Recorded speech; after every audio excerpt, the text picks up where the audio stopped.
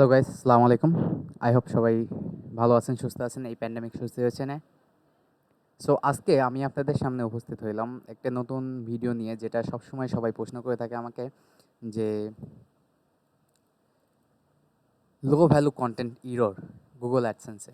So low value content error অ্যাডসেন্সে আপনি ঠিক করবেন কিভাবে? সেটা ঠিক করার একটি ওয়ে আছে, যে ওয়েটি আমি আপনাদের আজকে তুলে বলবো। সো সেটা কিভাবে সংশোধন করবেন আর কিভাবে এটা সলভ হবে, সেটার একটা পারফেক্ট সলিউশন এই 2021 সালের মধ্যে আমি আপনাদেরকে দিব।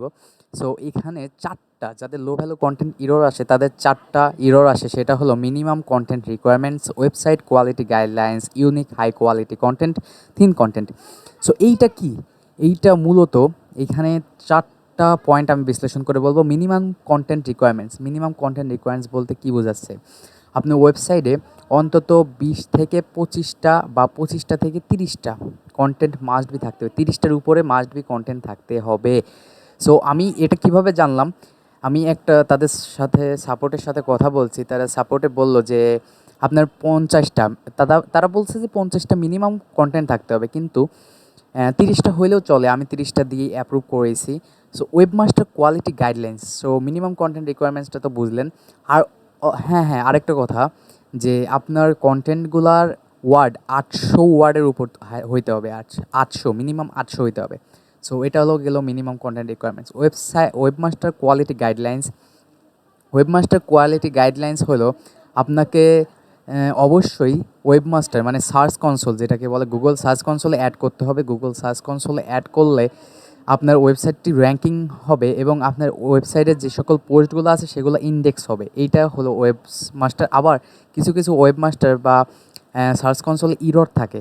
ইরর বলতে যেমন ভ্যালিড পেজ, যেমন অন্য আদার মেলা অনেকগুলো ইরর থাকে। সেই ইরর যদি আপনার ওয়েবসাইটে থাকে বা আপনার সার্চ কনসোলে থাকে, তাইলে এই লো ভ্যালু কন্টেন্ট ইরর থাকতে পারে। ইউনিক হাই কোয়ালিটি কন্টেন্ট মানে আপনার ইউনিক হইতে হবে, কন্টেন্টগুলো ইউনিক, অন্য কারোর কন্টেন্টগুলো কপি করা যাবে না। আদারওয়াইজ কোনো কপি পেস্ট করা যাবে না। একটা বিন্দু এখন 10% বা আগে যেরকম বলতো 20%, 30% প্লাগরিজম চলে, কিন্তু সেটাও এখন আর চলবে না। সো আপনাদের অবশ্যই এটা মাথায় রাখতে হবে, এটা চলবে না। থিন কন্টেন্ট বলতে আপনি 300-র নিচে ওয়ার্ড যেগুলা। সো 300-র নিচে ওয়ার্ড বলতে একেবারে 300, মানে 300-র নিচে যে সকল পোস্টগুলো আছে সেগুলোকে সাধারণত থিন কন্টেন্ট হিসেবে গণ্য করা হয়, সেগুলোকে কন্টেন্ট হিসেবে গণ্য করা হয় না। এই জন্য এগুলাকে লো ভ্যালু কন্টেন্টের আন্ডারে দিয়ে দেয়। আবার আপনার সাইডের আরেকটা মেজর কিছু পয়েন্টগুলো বলি, সেই পয়েন্টগুলো অবশ্যই ফলো করবেন। আপনার ওয়েবসাইটের থিমগুলো অবশ্যই এসইও ফ্রেন্ডলি হইতে হবে। এসইও ফ্রেন্ডলি না হইলে সেই ওয়েবসাইটও লো ভ্যালু কন্টেন্ট ইররের মধ্যে দিয়ে দেয়। মানে হইল আপনার ওয়েবসাইটে যে থিমটা, সেই থিমটা অবশ্যই প্রিমিয়াম হইতে হবে, এসইও ফ্রেন্ডলি হইতে হবে এবং গুগল অ্যাডসেন্স ফ্রেন্ডলি হইতে হবে। আদারওয়াইজ লো ভ্যালু কন্টেন্ট ইরর আসবে। সো এটাই হলো মূলত লো ভ্যালু কন্টেন্ট নিয়ে একটা কন্টেন্ট। যদি আমি এখানে ভালো মতো বিশ্লেষণ না করতে পারি, আপনাদের আরও জানতে যদি চান, তাহলে অবশ্যই কমেন্ট করবেন। প্লিজ সাবস্ক্রাইব করবেন আর শেয়ার করতে ভুলবেন না। সাবস্ক্রাইব করে পাশে থাকা বেল আইকনটাকে ক্লিক করে দেবেন। সো ধন্যবাদ সবাইকে।